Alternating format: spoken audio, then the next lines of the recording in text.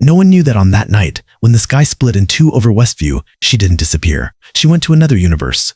What if I told you that Wanda Maximoff, the Scarlet Witch, never died on Mount Wundagore? What if I told you she fell directly into the wizarding world of Harry Potter?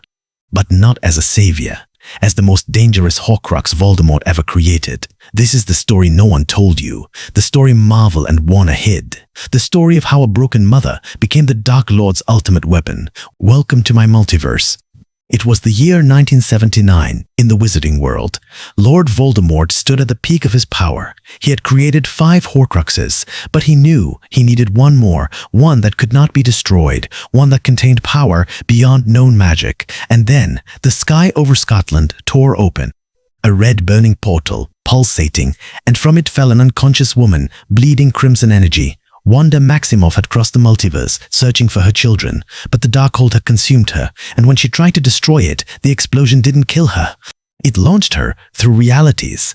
Voldemort found her in the forests of Godric's Hollow. At first, he thought she was a common witch, but when he touched her mind with legilimency, what he saw changed everything. But wait, this is only the beginning of the nightmare. He saw worlds where wand magic didn't exist. He saw powers born from cosmic stones. He saw chaos itself flowing through her veins, and he knew she wasn't a witch. She was something older, more powerful, darker.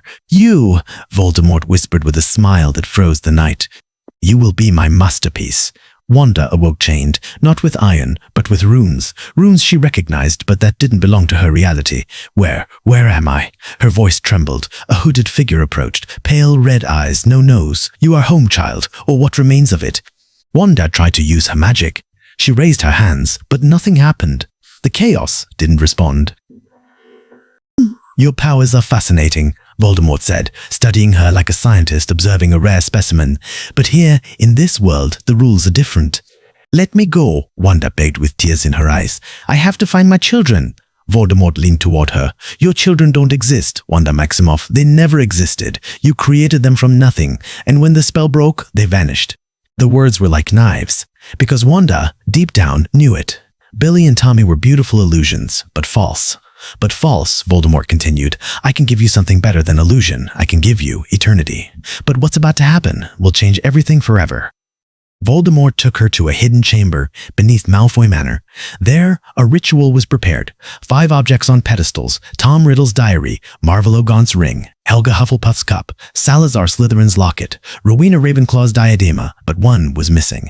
"The 6 Horcruxes," Voldemort explained, "are fragments of soul. But you don't need me to split mine, because you're already broken."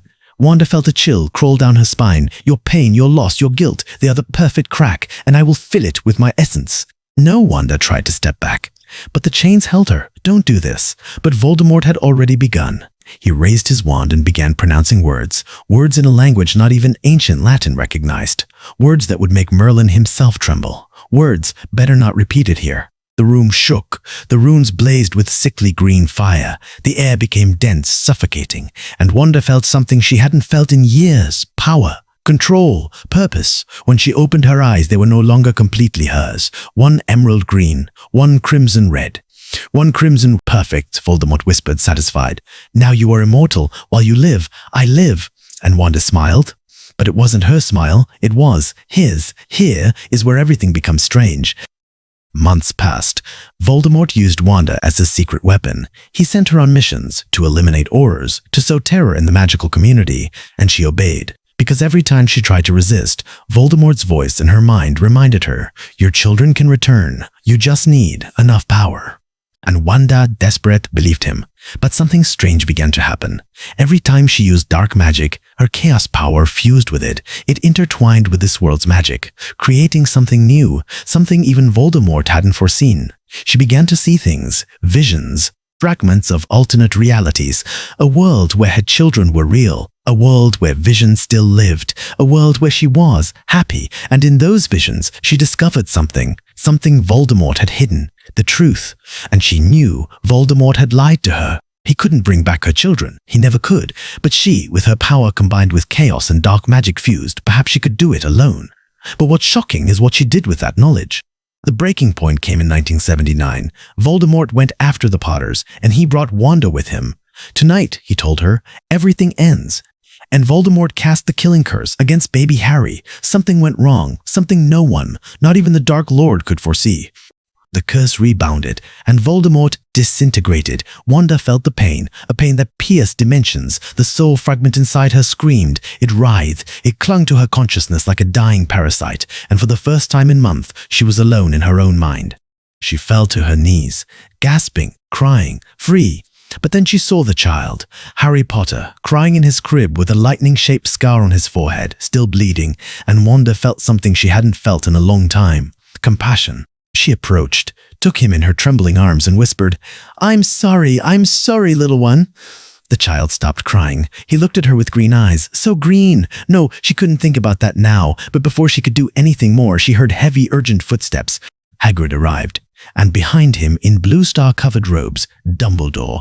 The old headmaster looked at her, and his eyes filled with sadness. Understanding, pity. "You," he said with a soft but firm voice, "are the sixth Horcrux." Wanda felt, then Dumbledore sighed. "You know what I must do."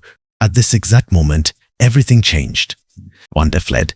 She hid in the farthest corners of the wizarding world, in forgotten places, in ruins even wizards dared not visit, in forests where magic itself was sick, but Voldemort's fragment remained inside her, like a shadow, like a constant whisper. And every night she felt his presence, whispering promises, tempting her with power. "You can have it all. Just surrender to me, your children. I can bring them back. Just let me in." And Wanda fought every single day, alone, isolated, broken. Years later, in 1995, Voldemort returned, and he felt his connection with Wanda, with all the force of his new form, and she felt the pull, like a magnet, like a curse, like an inevitable destiny. They met in the graveyard of Little Hangleton, where Voldemort had been reborn, in a cauldron of bones, blood, and stolen flesh. "Wanda," he said with his new serpentine form, "you have resisted well, but now it's time to fulfill your destiny." Wanda looked at him. For years she had feared this moment, dreamed it, avoided it, but now that it was here, for the first time, she didn't feel fear. She felt anger. She felt rage, power. "My destiny," she said, raising her hands that glowed with crimson energy. "You don't decide that." And then her power exploded. Wait, don't miss this detail. Red, chaotic, pure. The air tore. The graves trembled. Reality itself curved around her. Voldemort stepped back. His Death Eater screamed, because for the first time in his long, dark existence, the Dark Lord felt fear. What are you?" he whispered with a trembling voice. Wanda smiled. "I am the Scarlet Witch. The one who rewrites reality, the one who bends fate. And you are just a fragment of what I was, a shadow, a mistake, a parasite." She raised her hand and began to extract the soul fragment. She ripped it from her own being, like pulling a thorn buried in the heart.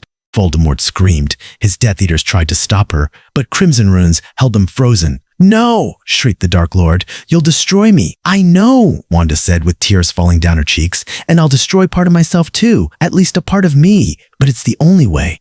And then she did it. She tore the Horcrux from her own being. The pain was unimaginable, like having her soul ripped through her skin, like every cell in her body screaming.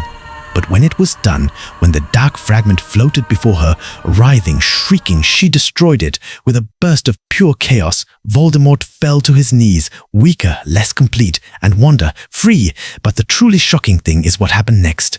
Because when Wanda destroyed the Horcrux, something else was released, an energy. A force that had been contained, a portal, back to her universe. Wanda looked at Harry one more time. "Take care of him," she said, referring to the world she had helped save. "It's more fragile than you think."